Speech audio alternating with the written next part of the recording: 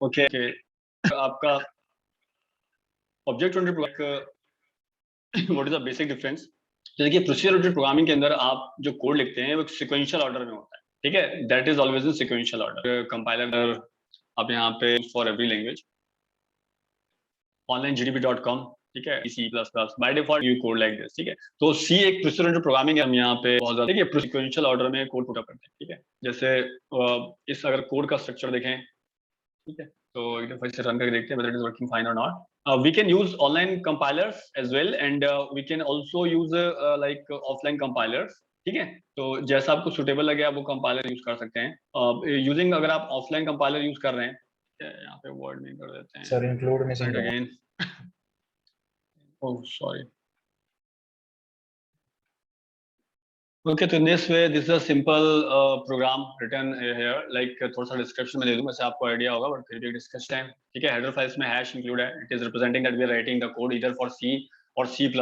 Then we are having our header file stdio. Standard input और output functions का आप इस्तेमाल करेंगे तो वो आपको stdio.h उसको define करेगी। अभी what do you mean by standard functions? Standard functions मतलब those functions which are provided by the compiler for the use and as पर कंपाइलर ही उसे यूज करना है, आप अपने तरीके से यूज नहीं कर पाएंगे। जैसे कीवर्ड्स होते हैं तो those are reserved. Similarly there are C plus plus in every programming language, C की बात नहीं हो रही है, और प्रोग्रामिंग लैंग्वेज को रिजर्व करके रखती है ताकि आप वो उसके मुताबिक है डॉट एच आप यूज कर रहे हैं। जबकि अगर आप ANSI 97 सी स्टैंडर्ड यूज करेंगे जो कि लास्ट सी का रिवीजन 97 में हुआ था, तो उसके अंदर से डॉट एच हटा दिया गया था। It was not using further. So अभी आज के टाइम पे आप ये भी कर सकते हो, पुराना कंपैटिबिलिटी है। Then thereafter Conio is an CONIO. It's another header file for console based functions. Like CON stands for console, stands for input, and O stands for output. So console input output dot h. It means it is also a header file. And whatever the functions you are going to use for the functions which are going to use for using the console based execution, like आपको input दे रहे हैं console पे या कुछ output display कर रहे हैं, तो जो भी आप functions वहां इस्तेमाल करेंगे console based जितने functions होते हैं उनको हम लोग कंसोल conio.h की हेडर फाइल से उनकी इंफॉर्मेशन रिट्रीव करते हैं, ठीक है।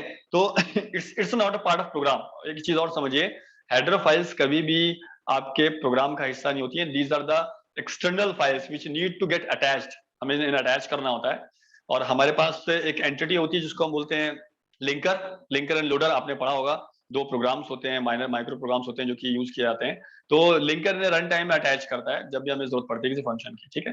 They after come across the second line that is word main, ठीक है। It's a main function where every code is written inside the body of main.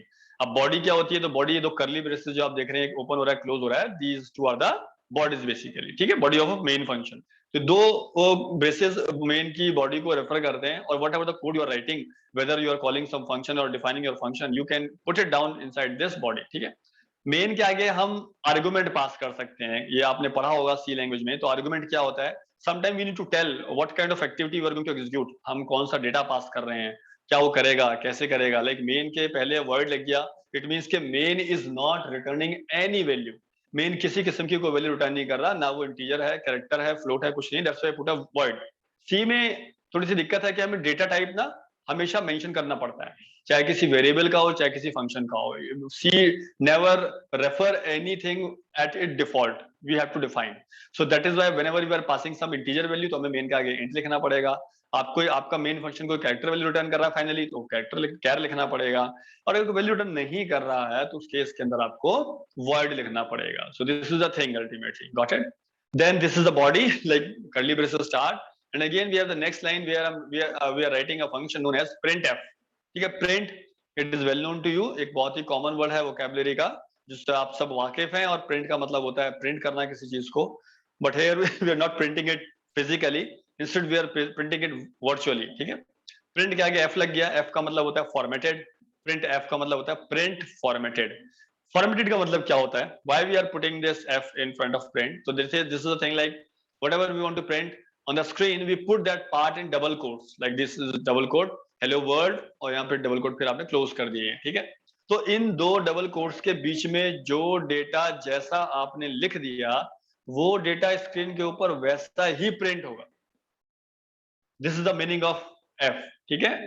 Formatted, this called print. Like if I am giving here 4-5 spaces, you can run it down and you can see that they have become a difference in the spaces. Like hello यहाँ आ गया, word ये देखो इतनी space के बाद आया, जैसा आपने इनपुट दिया ऐसा आपको आउटपुट भी रिवील हो रहा है. तो this is the functionality of printf. ठीक है, after that we put that semicolon. Semicolon का मतलब आप सब जानते होंगे कि whenever we are finishing a statement, जब हम कोई स्टेटमेंट फिनिश कर रहे हैं तो हम कंपाइलर को बता रहे हैं कि भाई देखो ये स्टेटमेंट यहाँ फिनिश हो चुका, now we are moving to the towards the next statement. अब जो लाइन आएगी वो अगली लाइन आएगी, एक नई लाइन आएगी, एक नया काम शुरू होगा. This has been ended. ठीक है. Then thereafter we are using a function like getch. Getch stands for get the character on screen. Whatever the characters you are asking to print, those will retain on screen until unless आप उन्हें वहां से हटाते नहीं हो, आप वहां से उन्हें वापस बैकग्राउंड की स्क्रीन पर नहीं आते हो. यहाँ ऑनलाइन में तो आपको इतना पता इसलिए नहीं चलेगा, दोनों स्क्रीन इन पैरेलल रिफ्लेक्ट हो रही है. ये कोड स्क्रीन है, ये नीचे आउटपुट की स्क्रीन है, तो these are reflecting in common.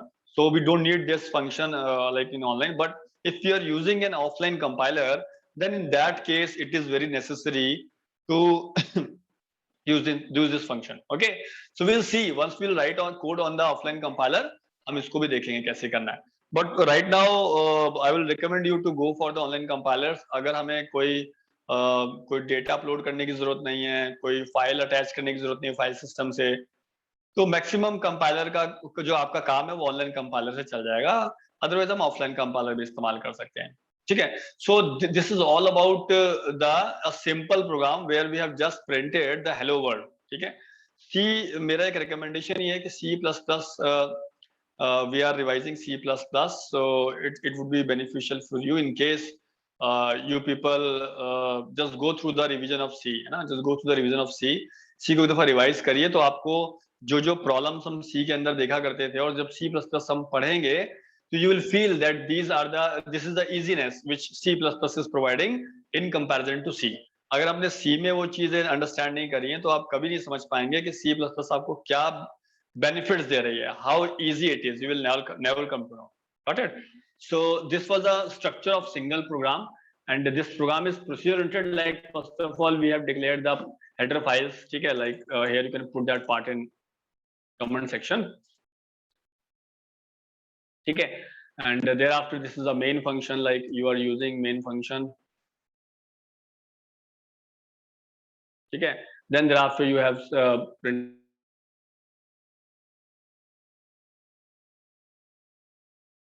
हैं hierarchical programming. हम कॉलेज में we are writing instruction, तो उन इंस्ट्रक्शन को हम लोग फंक्शन भी कहते हैं. When we are dealing with the programming part, it means कि we are talking about the functions. ठीक है. मैक्सिमम और मेजोरिटी बेस्ड काम जो होता है C में वो फंक्शंस के जरिए से होता है. If you are good at functions, you are good at programming in C. Otherwise, you won't do it that way. उतना अच्छा आप नहीं कर. Okay, next thing is जो वेरिएबल्स होते हैं उनका स्कोप क्या है? C ग्लोबल होता है. ओके, और ग्लोबल या लोकल दोनों. ओके, ग्लोबल या लोकल. Ayush, okay fine. देखिए ठीक है, तो it is important, like we people have multiple type of scope of different variables. Like there are certain variables in C, you can define them. Those could be global, those could be local. Ultimately, please mute your mic in case you are not using it. ठीक है, it create disturbance. ठीक है, तो global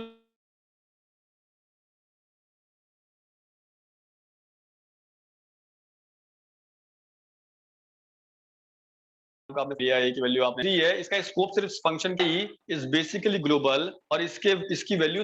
तो ये भी एक आपका प्रोसेसर प्रोग्रामिंग का जो है एक फीचर है. ठीक है. अब देखिए, there are certain things which we need to understand के दोज आर वेरी और those are highlighted in term of procedure oriented programming. तो there are certain terminologies, I am writing those one. ठीक है. या आप कह लीजिए कैरेक्टरिस्टिक्स हैं प्रोसीजर ओरिएंटेड के, कैरेक्टरिस्टिक्स हैं. ठीक है. तो देखिए, सबसे पहली चीज क्या होती है कि हमारा एम्फेसिस किस चीज पे है, हमारा फोकस किस चीज पे है. तो आप कह लीजिए focus is on doing things और राइटिंग कोड और गेटिंग आउटपुट.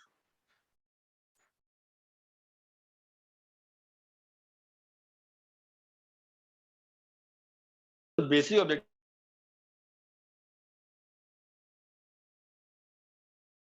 से फोकस नहीं करते।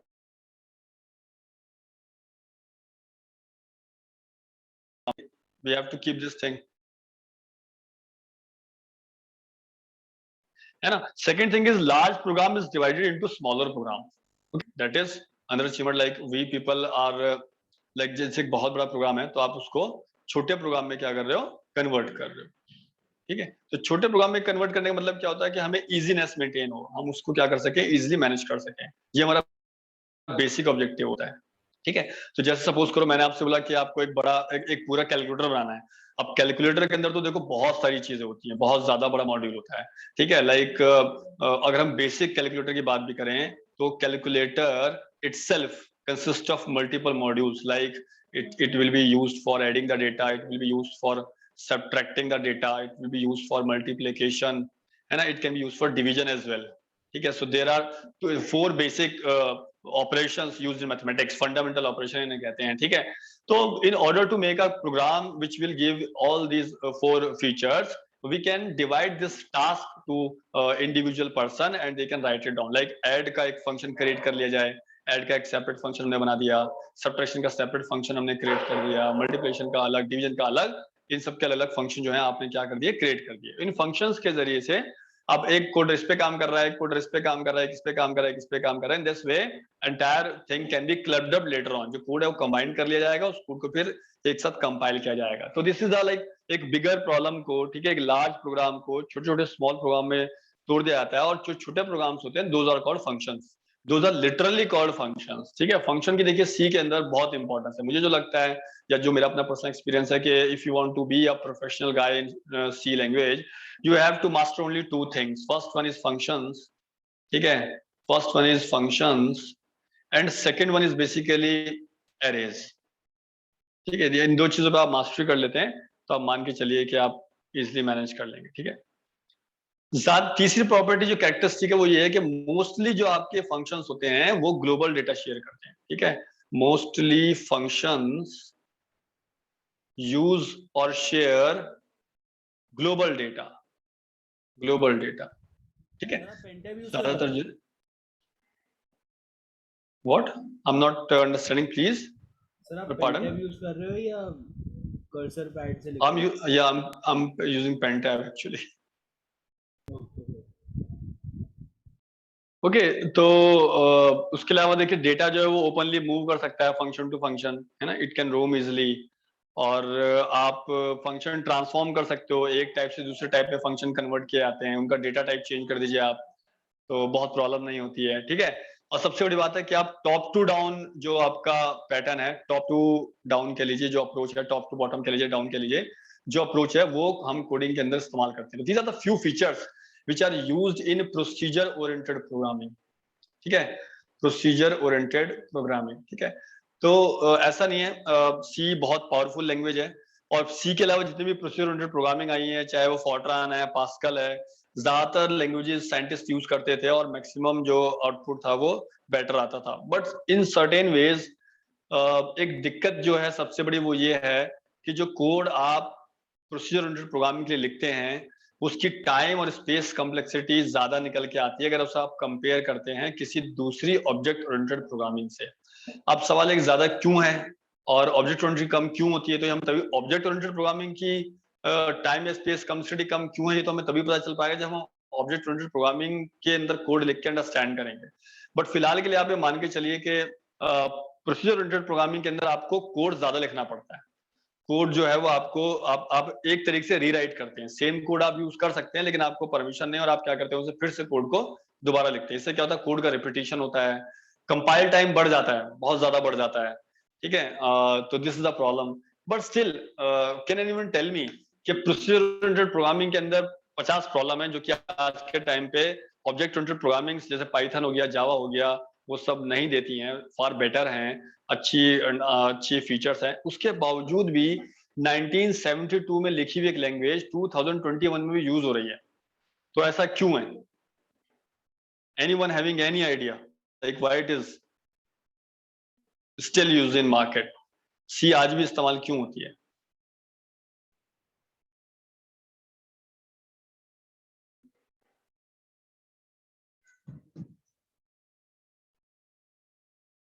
Yes, anyone can reply this question. Yes, Muskan, please, you raise your hand. Sir ये कंप्यूटर के ज्यादा नियर है बिकॉज इसमें हमें फंक्शंस खुद रीराइट करने पड़ते हैं. Okay, thanks. Anyone else? Sir basic language होती है, इससे हम सबसे पहले सीखते हैं कि कोडिंग कैसे की जाती है उसमें. Okay, it's a basic language. Alicia, okay, thanks, beta. Anyone else who want to tell something about it?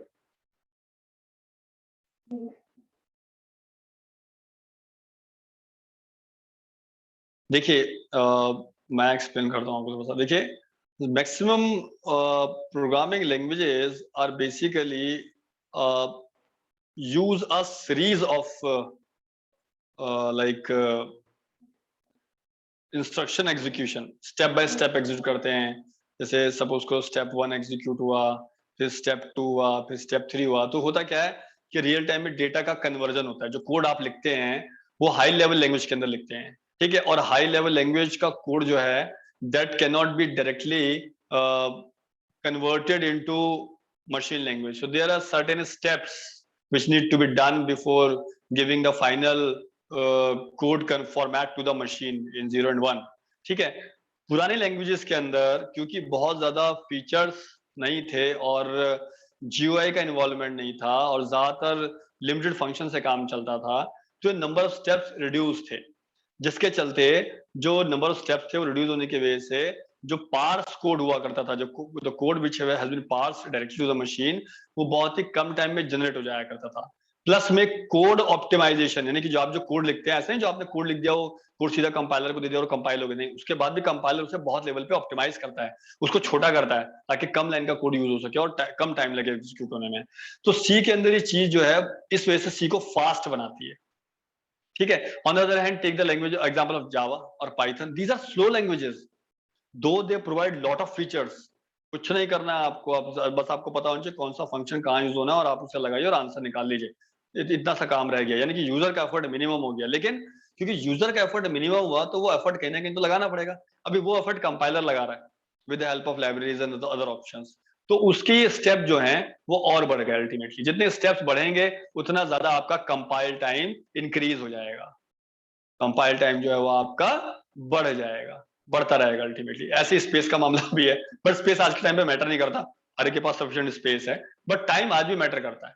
हम चाहेंगे कि हमारा कोड जल्दी कंपाइल हो, स्लो कंपाइल कभी ना हो.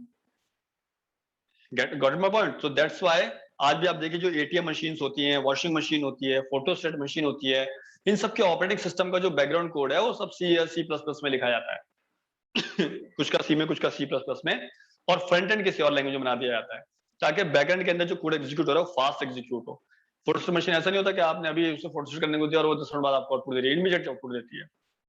Same is with lift. Lift का जो ऑपरेटिंग सिस्टम है वो सी के अंदर बना हुआ होता है, ठीक है. सी एंड C++ आर कॉमन, एक ही प्लेटफॉर्म मानो, आपको डिफरेंस नहीं है बहुत ज्यादा, ठीक है. तो इनका कंपाइल टाइम बहुत कम होता है. ऑन द अदर हैंड अगर इन्हीं के ऑपरेटिंग सिस्टम जावा में लिखे जाने लगे, पाइथन में लिखे जाने लगे और लैंग्वेज में, तो that will take time. This is the reason why still after 72 and 21, मतलब आई थिंक 40-50 इयर्स हो गए, अभी भी क्या कहते हैं एक लैंग्वेज अपनी वर्चस्व को, अपने एक इम्पोर्टेंस को बरकरार रखे हुए है, ठीक है. तो दैट इज द रीजन. तो हम ये भी देखेंगे आगे कि जितने भी ऑब्जेक्ट ओरिएंटेड फीचर्स लैंग्वेजेस हैं, they are pretty good, they are pretty functional हैं, अच्छी फैसिलिटीज प्रोवाइड करते हैं, but still they lack somewhere in the speed process, space complexity, बहुत चीजों में वो पुरानी लैंग्वेज कंपैरिजन में स्लो है. So that we need to keep a record, ठीक है. So that I will discuss. So these are the some features which we have gone through with the procedure oriented programming language. हमें understand करना जरूरी था. Like we will discuss about object oriented programming language features also in a nutshell. अभी कल की class में थोड़ा थोड़ा देखेंगे, बहुत ओवरव्यू देखेंगे, so that जब हम आगे उनको डिस्कस करें तो आपको प्रॉब्लम ना हो कि ये फीचर्स क्या हैं, सर कौन सा नाम ले रहे हैं, इसको क्या है, ये क्या बोलते हैं, पॉलीमॉर्फिज्म क्या है, एब्स्ट्रैक्शन क्या है, तो आपको इतना कंफ्यूजन ना हो. तो हम सिर्फ एक ओवरव्यू देखेंगे इन सारे कॉन्सेप्ट का. Then we will start from the scratch, like and we will choose a language as C++, ठीक है. मैं कल बताऊंगा आपको कंपाइलर्स के बारे में, बताना थोड़ा सा कौन सा कंपाइलर हम लोग यूज करने जा रहे हैं, या कौन सा ऑनलाइन हम यूज करेंगे, कौन सा ऑफलाइन हम यूज करेंगे, how we can write our code, कितनी availability है. These all would be discussed by tomorrow. ठीक है? Anyone left who have not marked his or her attendance in the chat box? So please, it's my humble request to go through that. Otherwise, I'm going to end the meeting.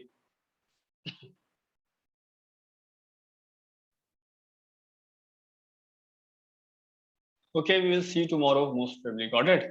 Thank you. Sir आज lab class होगी? No, our lab class अब नहीं होगी. There would be no lab class today. This week we won't have any lab class. We'll start from the next week. Clear? And from now onwards, please everybody put your roll number in the chat box once you have joined the class, so that I can track it, because it's very difficult for me to write each and every roll number from the beginning because there are a lot many students. So otherwise, सारा time तो attendance में निकल जाएगा. So please put your roll number in the chat box so that we can track it. Okay, thank you. Thanks a lot.